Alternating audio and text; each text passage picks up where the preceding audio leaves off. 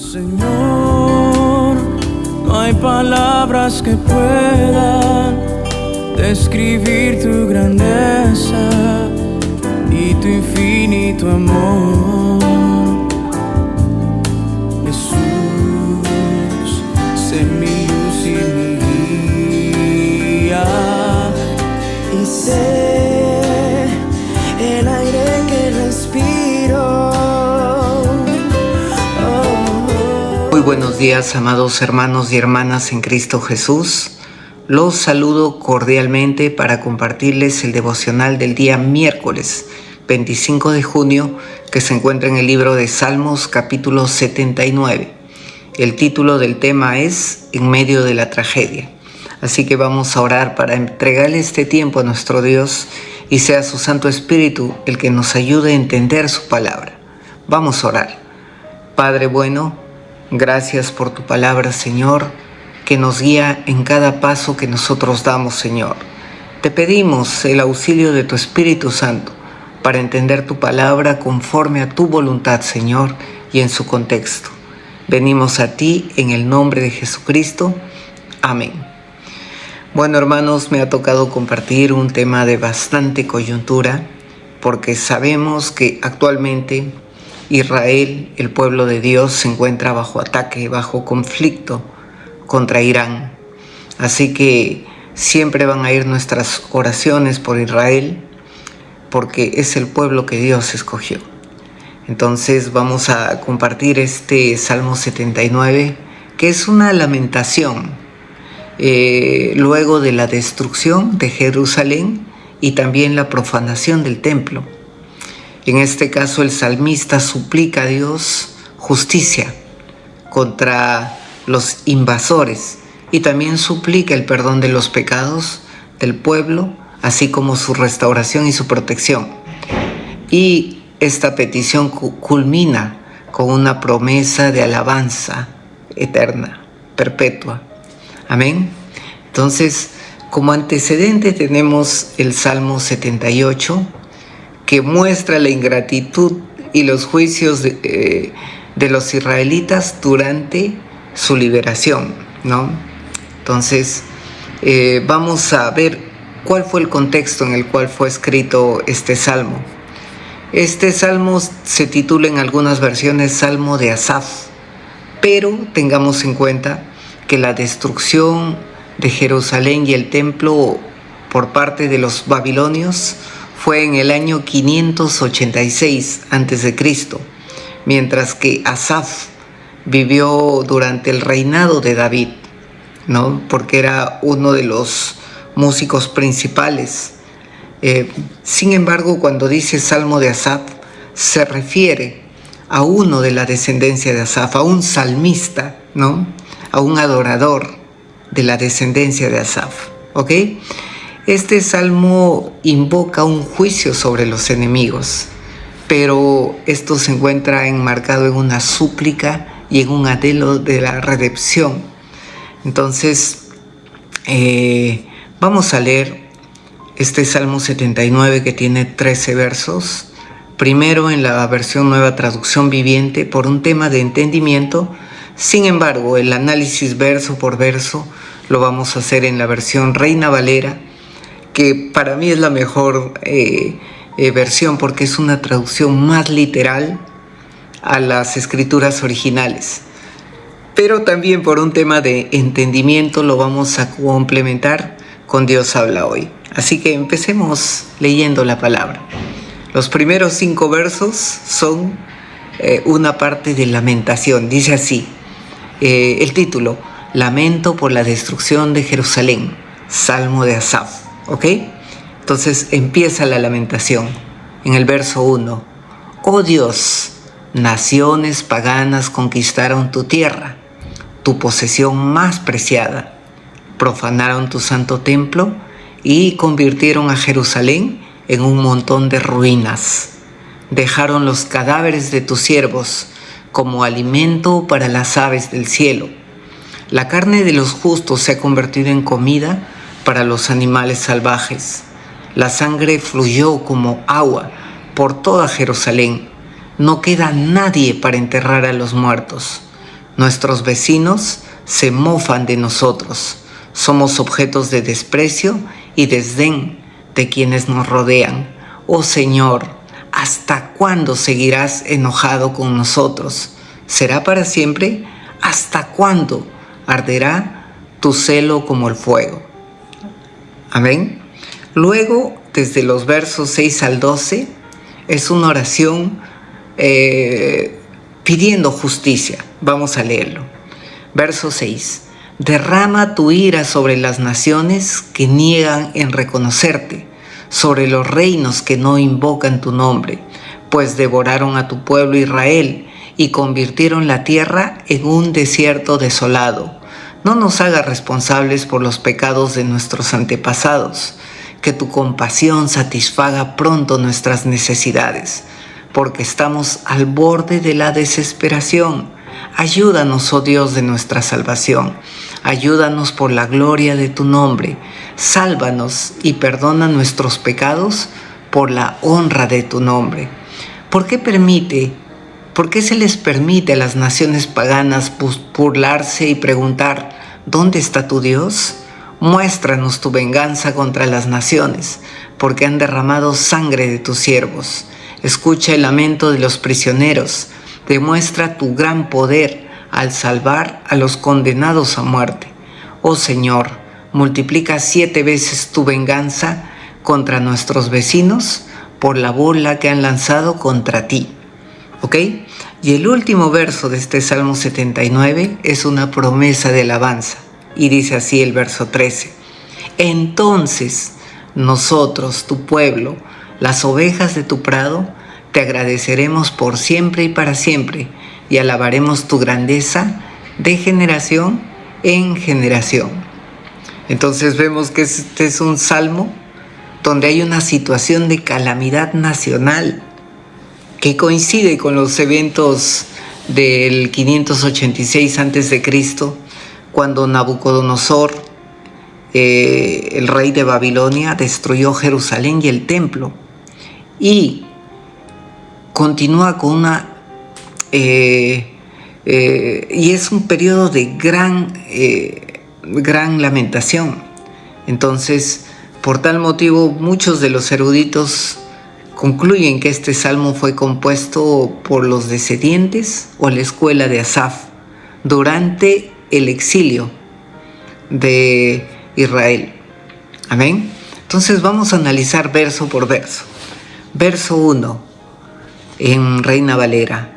Oh Dios, vinieron las naciones a tu heredad, han profanado tu santo templo, redujeron a Jerusalén a escombros.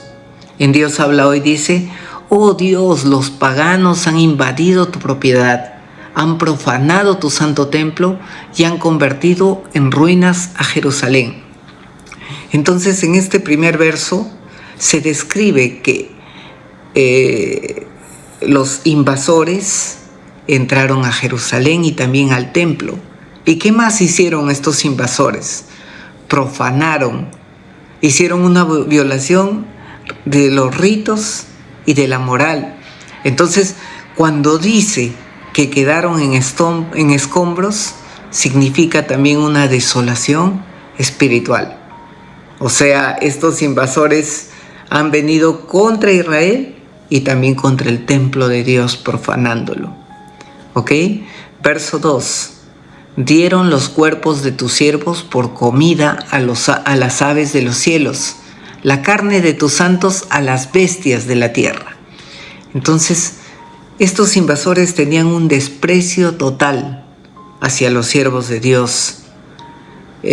Cuando dice que dieron los cadáveres como alimento de las aves, ¿no?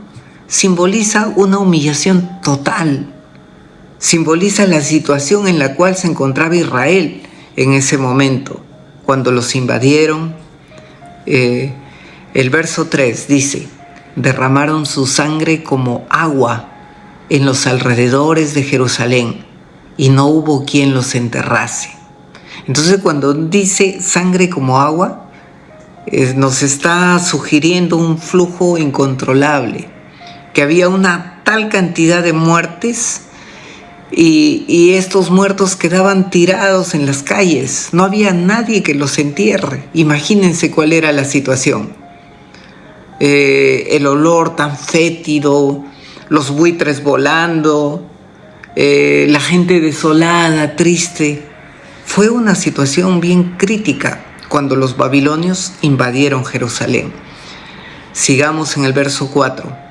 Somos afrentados de nuestros vecinos, escarnecidos y burlados de los que están en nuestros alrededores. Vamos a leerlo en Dios habla hoy. Dice, somos la burla de nuestros vecinos, el hazmerreír de cuantos nos rodean. Ahora imagínense al pueblo de Israel, un pueblo tan poderoso que los pueblos de alrededor lo temían, que destruyó esos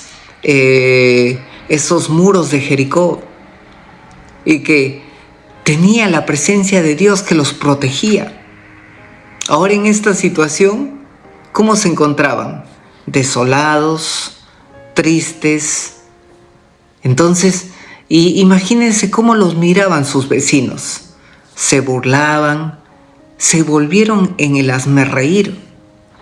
Y muchas veces eso nos pasa a nosotros, ¿no? Cuando estamos con Dios, todo bien, protegidos. El Señor se encarga de cuidarnos.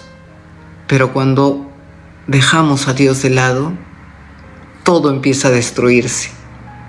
Las murallas, la adoración de nosotros. Entonces, ¿y qué hacen los vecinos? Oye, ese no era cristiano. Y se empiezan a burlar de nosotros. Lo mismo pasaba con Jerusalén. Todos sus vecinos que antes lo admiraban, ahora se burlan de ellos. Verso 5.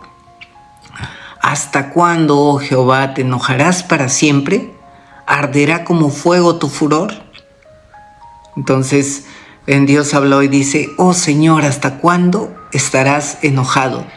¿Arderá siempre tu enojo como el fuego? ¿Por qué escribe esto el salmista? Porque entendía que esta invasión de Jerusalén, esta destrucción del templo, esta profanación del templo, era parte del juicio de Dios. Porque sucedía porque Dios lo permitió. Entonces por eso le dice a Dios, ¿hasta cuándo estarás enojado con nosotros?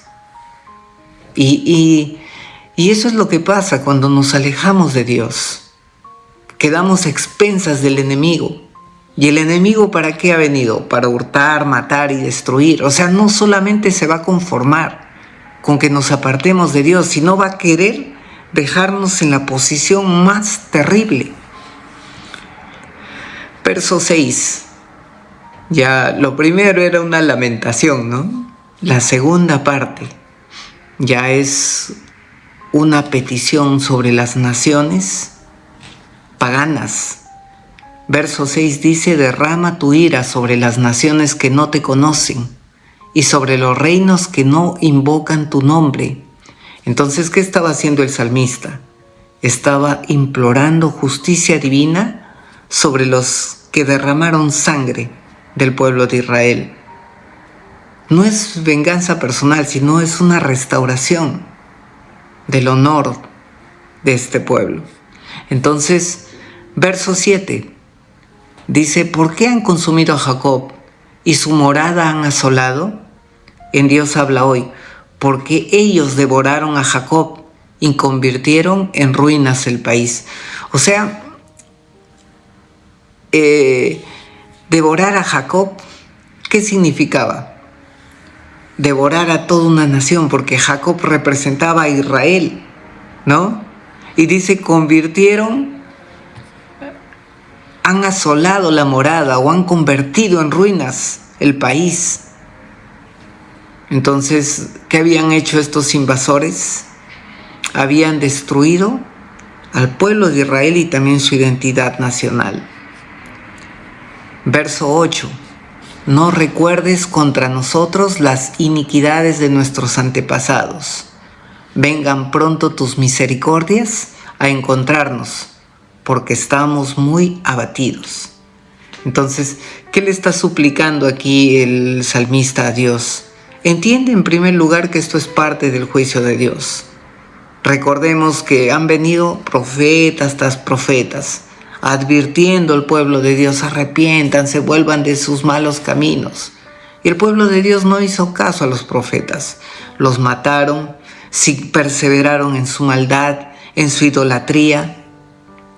Entonces, el salmista reconoce eso y suplica perdón no solamente por la gente presente, sino también por la maldad de los antepasados. Verso 9. Ayúdanos, oh Dios de nuestra salvación, por la gloria de tu nombre, y líbranos, y perdona nuestros pecados por amor de tu nombre. ¿Qué hace el salmista? Pide ayuda. Clama por una intervención activa de Dios. Después, ¿qué más dice? Libéranos. O sea, pide liberación tanto de los enemigos que habían venido, pero también del juicio que les correspondía. Y luego que dice, perdónanos, ¿no? Reconoce cuál es la raíz de este juicio. Son los pecados de los antepasados. Entonces, todo esto no es por méritos humanos, sino por la gloria del nombre de Dios. Es decir, porque Dios es fiel al pacto. Verso 10. Y ahí dice, ¿por qué dirán las gentes, ¿dónde está su Dios? Sea notoria en las gentes delante de nuestros ojos la venganza de la sangre de tus siervos que fue derramada. En Dios habla hoy esto un poco más entendible. No tienen por qué decir los paganos, ¿dónde está tu Dios? Permítenos ver vengada la muerte de tus siervos, que los paganos también lo sepan. O sea, ¿qué estaba haciendo aquí? Estaba suplicando el salmista que Dios no actúe solo con compasión, sino quería una vindicación del honor sobre las naciones de alrededor. Y él clama por las sangres de los siervos, clama por justicia. Verso 11. Llegue delante de ti el gemido de los presos, conforme a la grandeza de tu brazo, preserva a los sentenciados a muerte. En Dios habla hoy, dice, atiende la queja de los presos y salva con gran poder a los sentenciados de muerte. En esta ocasión, los israelitas, ¿cómo estaban? Muchos de ellos habían sido capturados, muchos de ellos estaban sentenciados a muerte, y en medio de su prisión, de su cárcel, ¿qué hacían? Clamaban a Dios. Entonces, esa era una situación muy penosa del pueblo de Israel. Y aquí vemos que ellos, por medio de sus salmistas, suplicaban, ¿no? Verso 12. Y devuelve a nuestros vecinos en su seno 7 tantos de su infamia, como te han deshonrado, oh Jehová. En Dios habla hoy, dice, oh Señor, véngate 7 veces de nuestros vecinos por las ofensas que te han hecho. Entonces, ¿qué estaba pidiendo el salmista? Una retribución justa y proporcional. La petición buscaba una vindicación del honor divino, no era una venganza personal. Verso 13, ya es el verso final. Hemos visto que tiene 3 partes este salmo, ¿no? La primera parte es lamentación, la segunda parte es clamar justicia, y esta parte ya es un compromiso que hace el salmista. Dice, y nosotros, pueblo tuyo, y ovejas de tu prado, te alabaremos para siempre. De generación en generación cantaremos tus alabanzas. Entonces, ¿cómo concluye este salmo? Con una nota de esperanza y promesa. Si Dios restaura, el pueblo lo adorará perpetuamente.